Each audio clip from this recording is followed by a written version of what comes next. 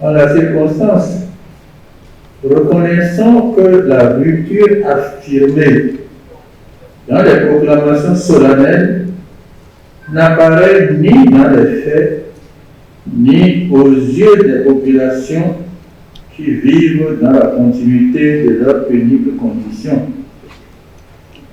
L'habillage opéré à l'époque a été si bien fait que quelques jeunes en viennent parfois à en admirer l'élégance. C'est dans cet esprit que ces jeunes rejettent les analyses approfondies et documentées, pensant pouvoir sortir de leur situation par des raccourcis. Il est vrai que l'environnement international incline à croire que les mécanismes d'exploitation mis en place durant les derniers siècles sont aujourd'hui obsolètes et relèvent d'un passé révolu. De ce point de vue, la séduction qu'exercent les nouvelles technologies de l'information et de la communication laisse à penser qu'une ère nouvelle s'ouvre sans aucun rapport avec le passé. Or, il suffit d'observer le comportement des personnes, des entreprises, des pays pour se rendre compte de la permanence d'invariants dont la combinaison s'opère selon les périodes. Pensons par exemple aux valeurs humaines, aux aspirations à la liberté et au bien-être, à la défense des intérêts, aux combats légitimes, aux visées hégémoniques, aux tentatives d'exploitation. Telles furent les motivations de ceux qui ont lutté pour l'avènement de l'indépendance. La conquête des libertés dans tous les domaines, aussi bien liberté envers la nature que liberté dans notre vivre ensemble, a stimulé leur courage et justifié leur sacrifice. Ils ont agi, bien entendu, avec les armes à leur disposition à l'époque et selon les modalités en adéquation avec leur temps.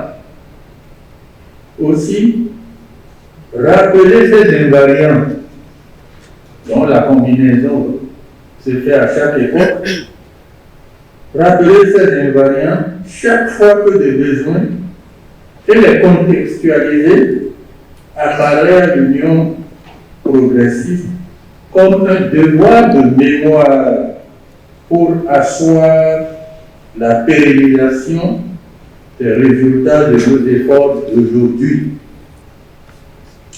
Ces dernières années, notre pays connaît de profondes transformations. Certaines sont immédiatement visibles, comme celles qui affectent notre cadre de vie, les rues, les routes, l'électricité, l'eau, etc. D'autres sont plus discrètes parce qu'elles s'expriment par des moyens immatériels.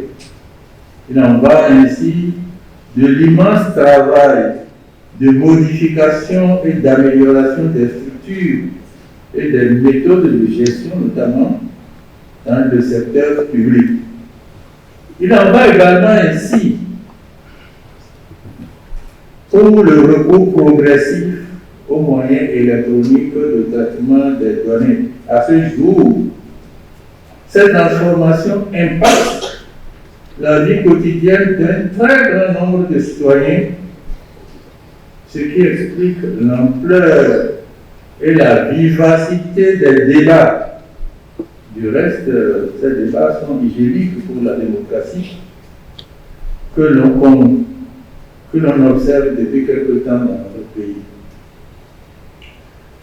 Les acteurs de la vie politique, eux, ont surtout porté leur attention sur la réforme du système partisan.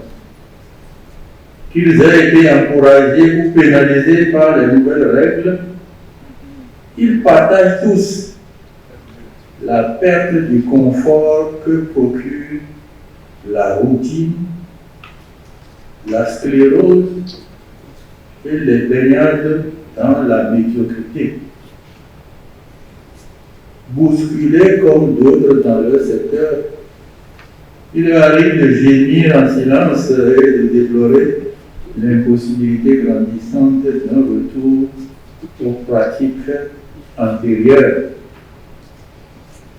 Les chefs d'entreprise, créateurs d'emplois par conséquent, se félicitent quant à eux des facilités offertes par la digitalisation des procédures de l'administration publique, pouvoir régler ses obligations fiscales, accomplir les formalités douanières, retirer son casier judiciaire ou son acte de naissance, pouvoir consulter son dossier de carrière. Tout cela constitue autant d'avancées qui facilitent la vie, limitent les pertes de temps et aussi la pollution. Mais nous savons d'expérience qu'aussi salutaires que soient les réformes, elles ne portent leurs fruits amplement dans la durée que si elles sont comprises et partagées par un très grand nombre d'acteurs et de bénéficiaires. Dans ce registre, l'histoire de notre pays regorge d'initiatives heureuses, vite oubliées ou parfois détruites par leurs bénéficiaires non informés et manipulés. La jeunesse n'est pas à l'abri de telles manœuvres, car c'est sur le terreau du manque d'information, source d'ignorance, que prospère le retour en arrière suivi des recommencements. Mes chers amis, le monde d'aujourd'hui est la continuation de celui d'hier, surtout pour les pays dominés et fragiles comme les nôtres. Se priver par conséquent de connaître les fils qui ont servi à tisser l'ancienne corde, c'est choisir la stratégie du piétinement, de la régression et de l'échec. Il est illusoire en conséquence d'espérer mieux vivre sans effort et sans lutte, délivrer des procurations à quelques-uns pour qu'ils engagent le combat au profit de tous n'a pas été la voie choisie par les peuples qui ont gagné. Pour les pays qui ont connu même trajectoire que nous, au même moment, ces pays ne sont pas aujourd'hui au même niveau de développement. S'il en est ainsi, que nous restait à faire nous autres, si ce n'est préserver ce que nous avons déjà accompli, revisiter notre parcours, nous ouvrir aux autres, partager nos expériences avec les autres et surtout nous efforcer d'être les vrais bâtisseurs de notre destin. Tel doit et devrait être notre feuille de route. Les militantes et les militants de l'Union progressiste y prendront leur part. Et s'ils en prennent le chemin, nous ne pouvons que nous en réjouir.